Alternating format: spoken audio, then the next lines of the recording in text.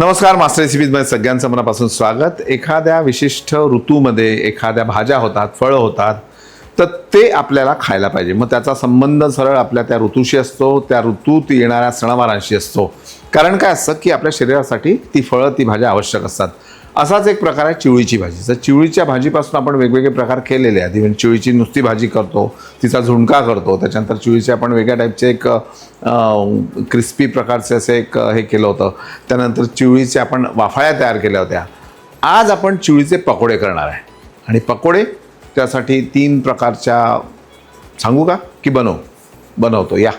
काही लोक याची नुसतं पानं वापरतात, पण हे देठही छान असतं, म्हणजे असं खूप जरड नसतं, कोळ असतं, काय हरकत नाही, मस्त वापरायचं ते.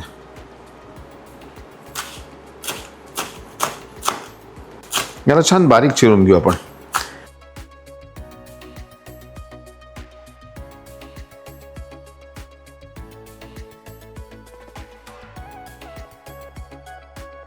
चिवळीच्या धुण्याबद्दल सांगतो मी की चिवळी आधी स्वच्छ धुवून घ्यायची, कारण बारीक पानं असतात, माती त्याच्यात असू शकते. स्वच्छ धुवून घ्यायची, मग चिरायची. चिरल्यानंतर तुम्ही धुवू नका, त्यातलं सत्व जे असतं ते निघून जातं. आता ही मुगाची डाळ 1 वाटी, तुरीची डाळ 1 वाटी, उडदाची डाळ 1 वाटी, लसूण, जिरे, त्यानंतर कोथिंबीर, हिरवी मिरची, या सगळं वाटून घ्यायचं आहे. तर पहिले काय करू, आता मसाला वाटून घेऊ. जिरे, हिरव्या मिरच्या चवीनुसार, कोथिंबीर, आणि यामध्ये मी मीठ घालतोय की मीठ जेणेकरून मिठाबरोबर जेव्हा आपण वाटतो तर ते जास्त छान व्यवस्थित वाटायचं, घर्षण होतं त्याने.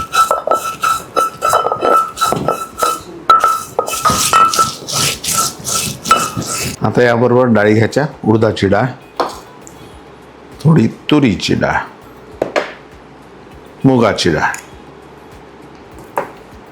पुन्हा थोडेसे मिठाचे खडे घालायचे. मीठ घालताना लक्षात ठेवा, नंतर तुम्हाला मीठची गरज आहे की नाही. तर मी नेहमी वाटताना तुम्हाला सांगतो की खडे मीठ वापरा. आता खडे मीठ का वापरा? खडे मीठ वापरल्याने जेव्हा आपण हे वाटतो तेव्हा छान घर्षण होतं, आणि त्या मिठामुळे ही जी तुमची हिरवी मिरची वगैरे असते ती अशी छान वाटायला लागते.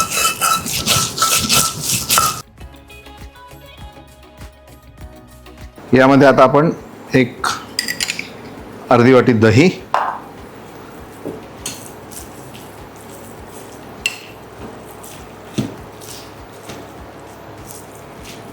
मीठ ऑलरेडी आपण वाटताना घातलेलं आहे, त्याच्यामुळे मीठ वेगळं घालायचं नाही. त्याला छान एकत्र करून घेऊ.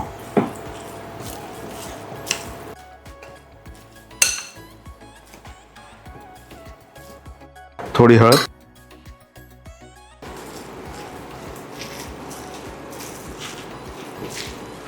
सगळ्यात छोटी यामध्ये थोडीशी आपण धने पावडर घालू, आणि यामध्ये 2 चमचे जे आहे ते आपण तांदूळाचं पीठ घातलं आहे.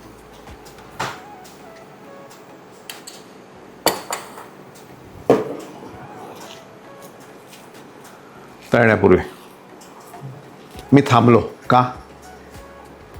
तळण्यापूर्वी आपण काय करतो, फ्राय पावडर वापरतो. तर ती फ्राय पावडर कशी वापरायची बघा. असं तेल एकत्र करायचं, आणि मग आपल्याला जो पदार्थ तळायचा आहे तो यामध्ये तळायचा.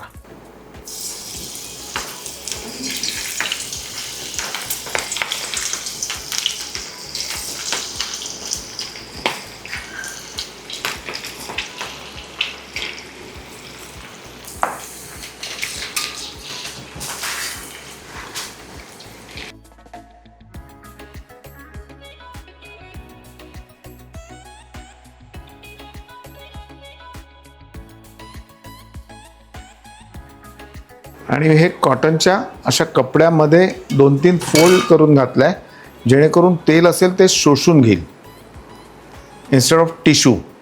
कारण टिश्यूबद्दलची एक गंमत तुम्हाला सांगतो.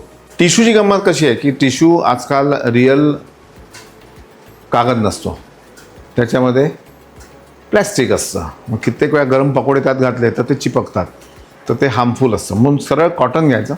कॉटन शोषून घेतं तेल असेल ते, आणि टिश्यूमध्ये नुसतं तुम्हाला तेल दिसतं.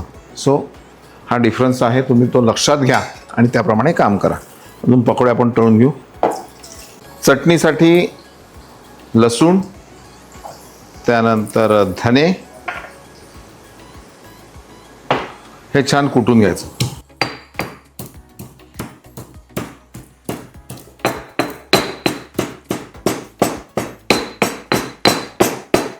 यामध्ये साधारण एक अर्धी वाटी दही, त्याच्यानंतर अर्धी वाटी चिंचेची चटणी,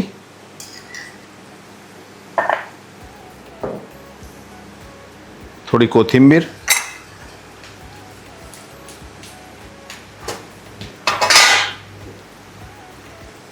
तिखट, हे कुटलेलं लसूण आणि धने,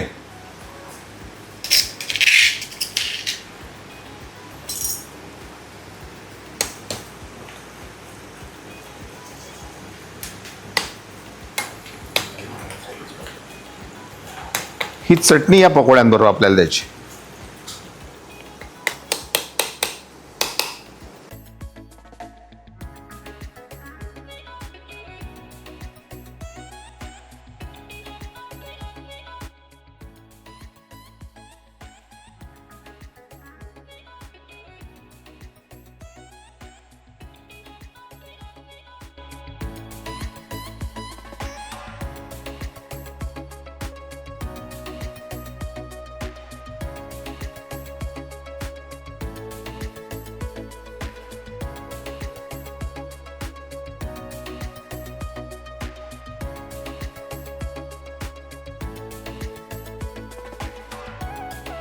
बढिया तयार झाल्यात.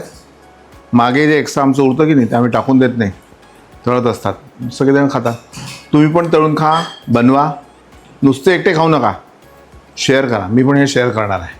शेअर करण्यात काय गंमत असते तुम्हाला माहिती आहे ना. आता मास्टर रेसिपी लाईक करा, सबस्क्राईब करा, शेअर करा. पुन्हा म्हणतो बाय.